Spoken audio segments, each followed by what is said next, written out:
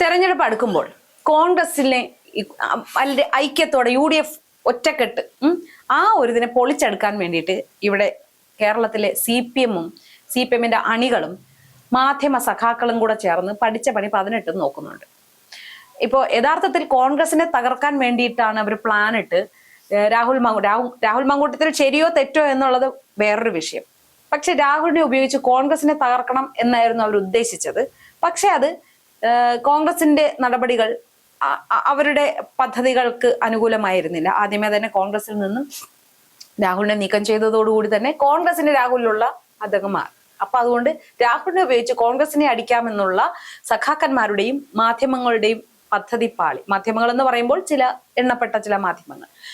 അപ്പോ അടുത്ത് കോൺഗ്രസ് നേതാക്കൾ ചിലരെങ്കിലും രാഹുലിനോട് ഒരല്പം ഒരു മൃദു സമീപനം സ്വീകരിച്ചിരുന്നു. പക്ഷേ ഏകദേശമുള്ള സീനിയർ നേതാക്കന്മാരെല്ലാം തന്നെ അത് കോൺഗ്രസിന് പന്തിയല്ല രാഹുലിനെ ചേർത്ത് നിർത്തുന്നത് എന്നത് തോന്നിയിട്ട് രമേശ് ചെന്നിത്തല ഉൾപ്പെടെയുള്ള നേതാക്കന്മാർ രാഹുലിനോട് മുഖം തിരിച്ച ഒരു നടപടിയായിരുന്നു സ്വീകരിച്ചത്. ഇപ്പോൾ വീണ്ടും മൂന്നാമതൊരു പരാതി കൂടി ഉയർന്നു വന്ന സ്ഥിതിക്ക് ഇവിടെ കോൺഗ്രസ് എടുത്ത തീരുമാനം തന്നെയായിരുന്നു ശരി എന്ന് തന്നെയാണ് വെളിപ്പെടുന്നത്. എന്നിട്ടും മാധ്യമങ്ങൾ കോൺഗ്രസിന്റെ തലയ്ക്ക് തന്നെയാണ് ഓരോ ചോദ്യങ്ങളുമായി വരുന്നത്. രാഹുൽ ഇപ്പോൾ കോൺഗ്രസിന്റെ MLA അല്ല. അയാൾ MLA ആണ്, പക്ഷെ കോൺഗ്രസ്സുകാരനല്ല. കോൺഗ്രസിൽ നിന്ന് പുറത്തായ ഒരാളെ കുറിച്ച് എന്തിനാണ് ഈ കോൺഗ്രസ് നേതാക്കന്മാരോട് ഈ മാധ്യമങ്ങൾ ചോദിക്കാൻ വരുന്നത്? അത് എത്ര ആലോചിച്ചിട്ടും പിടികിട്ടുന്നില്ല. ഇനി അയാൾ MLA സ്ഥാനം രാജിവെക്കണം എന്ന് കോൺഗ്രസിൽ നിന്ന് പുറത്തായ ഒരാളിനോട് കോൺഗ്രസിന് ആവശ്യപ്പെടാൻ പറ്റുമോ? ഇല്ല, കഴിയില്ല. ഇപ്പൊ അയാളെ പുറത്താക്കിയില്ലായിരുന്നു എങ്കിൽ കോൺഗ്രസിന് ആവശ്യപ്പെടാം ആ MLA സ്ഥാനം രാജിവെക്കണം. ഇനി 100 ദിവസം പോലും തികച്ചില്ല നിയമസഭാ തെരഞ്ഞെടുപ്പിന്. ഈ ഒരു അവസരത്തിൽ ഇനി അങ്ങനൊരു ആവശ്യം ഉന്നയിക്കേണ്ട കാര്യമില്ല എന്നാണ് തോന്നുന്നത്. ഇപ്പൊ എന്തായാലും അയാൾ അറസ്റ്റിലുമായിട്ടുണ്ട്, രാഹുൽ മാങ്കൂട്ടത്തിൽ. പക്ഷെ എന്നിട്ടും മാധ്യമങ്ങൾ ഈ കോൺഗ്രസിനെ എങ്ങനെ തകർക്കാം? കോൺഗ്രസ് ഇപ്പോ തദ്ദേശ തെരഞ്ഞെടുപ്പിൽ അപ്രതീക്ഷിതമായ ഒരു വിജയമാണ് കോൺഗ്രസ് കൈവരിച്ചത്. അതും തദ്ദേശ തെരഞ്ഞെടുപ്പിൽ LDFന്റെ കോട്ട കൊത്തളങ്ങളെല്ലാം കോൺഗ്രസ് കയറി നിറങ്ങിയെന്ന് തന്നെ വേണമെങ്കിൽ പറയാം. അപ്പൊ ആ ഒരു സാഹചര്യം കൂടി മുൻനിർത്തിക്കൊണ്ട് എങ്ങനെയും കോൺഗ്രസിൽ തമ്മിൽ തർക്കങ്ങളുണ്ട്, തമ്മിലടിയുണ്ട്. കാരണം കാലങ്ങളായിട്ട് ഇവർ ഇത് പ്രചരിപ്പിക്കുമ്പോഴും കോൺഗ്രസ് ഇപ്പോ അതിനെല്ലാം ബദലായിട്ട് ഒറ്റക്കെട്ട്, UDF ഒറ്റക്കെട്ടാണ് എന്ന ഒരു ഇമേജ് തന്നെയാണ് നിലനിൽക്കുന്നത്. അത് വെറും ഇമേജ് അല്ല. യഥാർത്ഥത്തിൽ കോൺഗ്രസിൽ ഇപ്പൊ പണ്ടത്തെ പോലത്തെ ഗ്രൂപ്പുകളെയും ഗ്രൂപ്പ് അടികളും ഒന്നുമില്ല എന്ന് ജനങ്ങൾക്കറിയാം. പക്ഷെ കോൺഗ്രസിൽ ഗ്രൂപ്പ് വഴക്കുകൾ ഇല്ല എങ്കിൽ കേരളത്തിലെ ജനങ്ങൾ കോൺഗ്രസിനെ UDFനെ ഫുൾ സപ്പോർട്ട് ചെയ്യുമെന്ന കാര്യത്തിൽ യാതൊരു സംശയവും വേണ്ട. അപ്പോ ഇപ്പൊ വീണ്ടും രാഹുലിന്റെ ഈ പരാതി വീണ്ടും വന്നു, അറസ്റ്റിലായി. അപ്പോ വീണ്ടും തെളിയാണ് കോൺഗ്രസ് രമേശ് ചെന്നിത്തല പോലെയുള്ള നേതാക്കന്മാരുടെ ആ സമീപനമായിരുന്നു ശരി എന്നാണ്. ഇപ്പൊ ഇനി ഇവർ എങ്ങനെയാണ് കോൺഗ്രസിനെ നേരിടാൻ പോകുന്നതായിരിക്കും? അല്ലേ ചേച്ചി, രാഹുൽ മാങ്കൂട്ടത്തിന്റെ വിഷയം വന്ന സമയം മുതൽ കോൺഗ്രസ് എടുത്ത തീരുമാനം എന്ന് പറയുന്നത് എന്താണ്? ഇതുവരെയും കേരളത്തിന്റെ കേരള ചരിത്രത്തിൽ ആരും ചെയ്തിട്ടില്ല. ഇതിനേക്കാൾ വലിയ സ്ത്രീ പീഡകന്മാർ മുഖ്യമന്ത്രിയുടെ ഓഫീസിൽ വരെ ഉണ്ട്. ഇത് ആൾക്കാര് എപ്പോഴും വിളിച്ചു കൂവിക്കൊണ്ടേ ഇരിക്കുകയാണ്. എന്നിട്ടും അവർക്കത് കേട്ട പാടില്ല. എന്നിട്ടും അവർ നിന്ന് രാഹുലിനെ കുറ്റം പറയുകയാണ്. ഇതിനേക്കാൾ വലിയ സ്ത്രീ പീഡകന്മാർ പാർട്ടിക്കാരായി അവിടെ തുടരുന്നുണ്ട്. സ്വർണം കട്ട കള്ളന്മാർ ഇപ്പോഴും ജയിലിൽ കിടക്കുന്നവന്മാർ ഇപ്പോഴും പാർട്ടിക്കാരായി തുടരുന്നുണ്ട്. എന്നിട്ടും അവർക്ക് ഒന്നുമില്ല. എന്നിട്ട് ഇപ്പൊ പുതിയ തന്ത്രമായിട്ട് ഇറങ്ങിയിട്ടുണ്ട്. ഈ നേതാക്കന്മാരെ ഇന്റർവ്യൂ ചെയ്യുകയാണ് ചാനലുകൾ. എന്നിട്ട് അതിൽ കുത്തി ചോദിക്കുകയാണ് മുഖ്യമന്ത്രി കോൺഗ്രസ് നേരത്തെ തന്നെ വ്യക്തമാക്കിയിട്ടുണ്ട്, വ്യക്തിപരമായി ആരും അവരവർ സ്ഥാനാർത്ഥിയാണെന്ന് പറയുന്നില്ല, മുഖ്യമന്ത്രി സ്ഥാനാർത്ഥിയെ ഉയർത്തി കാണിക്കുന്നില്ല. ഇങ്ങനെ ഒരു ചർച്ചയും അവിടെ നടക്കുന്നില്ല. സ്ഥാനാർത്ഥി പ്രഖ്യാപനം വരുമ്പോൾ എല്ലാരെയും ഞെട്ടിച്ചുകൊണ്ട് UDF അതെല്ലാം പ്രഖ്യാപിക്കും. ആ സ്ഥിതിയിലും ഇപ്പോ രമേശ് ചെന്നിത്തലയുടെ ഒരു ഇന്റർവ്യൂ കണ്ടിട്ടുണ്ടായിരുന്നോ? കണ്ടിരുന്നു ചേച്ചി. അപ്പൊ അതിൽ ചോദിച്ച ചോദ്യങ്ങൾ ശ്രദ്ധിച്ചിരുന്നോ? ചേച്ചി, അത് റിപ്പോർട്ടർ ചാനലിൻ്റെതായിരുന്നു. നേരാണോ നേതാവേ എന്ന് പറയുന്ന ഒരു പ്രോഗ്രാമിന്റെ പേരിലാണ് രമേശ് ചെന്നിത്തലയെ വിളിച്ചിരുത്തിയിട്ടാണ് ചോദ്യം ചോദിക്കുന്നത്. പക്ഷേ എനിക്കതൊരു ഇന്റർവ്യൂ സെക്ഷനായി തോന്നിയില്ല.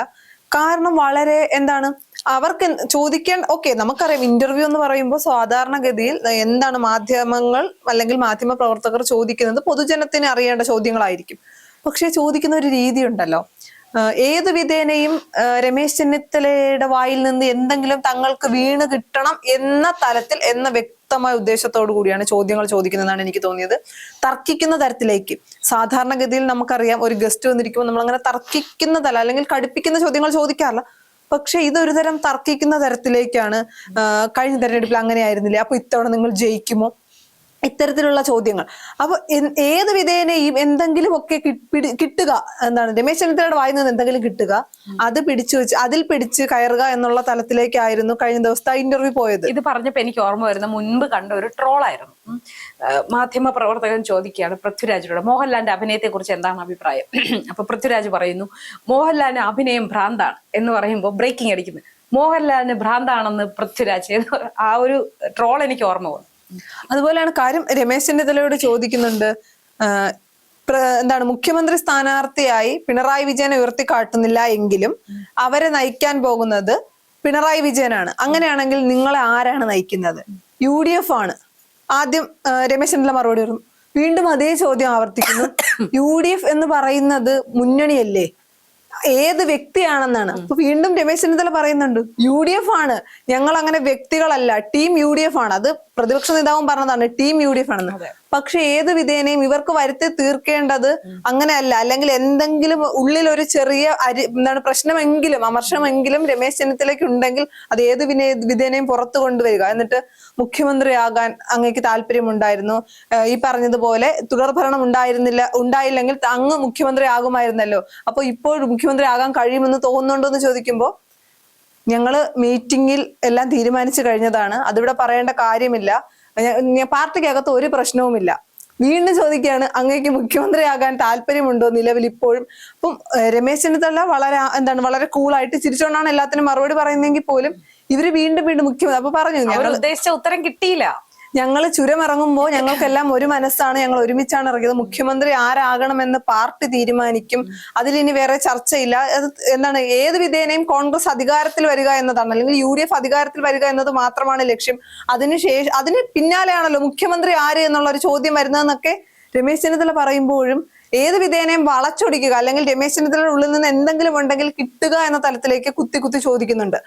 എന്നിട്ട് രമേശ് ചെന്നിത്തല പറഞ്ഞൊരു വാക്കുണ്ട്, ഞങ്ങൾ പല സ്ഥലത്ത് പോകുമ്പോഴും പല സാധാരണക്കാരും വന്ന് എന്നോട് പറയുന്നത് നിങ്ങൾക്ക് ഞങ്ങൾ വോട്ട് ചെയ്യാം, നിങ്ങളൊന്ന് ഐക്യത്തോടെ നിന്നാൽ മതി എന്നാണ് പലരും പറയുന്നത്. അതുകൊണ്ട് ഞങ്ങൾക്കത് മനസ്സിലായി, ഞങ്ങളുടെ ഐക്യമില്ലായ്മയാണ് ഞങ്ങളെ പരാജയപ്പെടുത്തുന്നത്. അത് കോൺഗ്രസ് തിരിച്ചറിഞ്ഞതോടെ കോൺഗ്രസ് വിജയിച്ചു എന്ന് തന്നെ പറയാം. കാരണം കേരള മണ്ണ് എന്ന് പറയുന്നത് കോൺഗ്രസ് മനസ്സുള്ള ആൾക്കാരാണ്, നിഷ്പക്ഷ വോട്ടുകാർ. അവരാരുടെ കൂടെ എന്നുള്ളതാണ് കേരളത്തിൽ ആര് ഭരിക്കണമെന്ന് തീരുമാനിക്കുന്നത് കാലങ്ങളായിട്ട്. അപ്പോൾ കോൺഗ്രസിലെ തമ്മിലടി പലപ്പോഴും നിഷ്പക്ഷ വോട്ടുകാരെ വെറുപ്പിക്കും.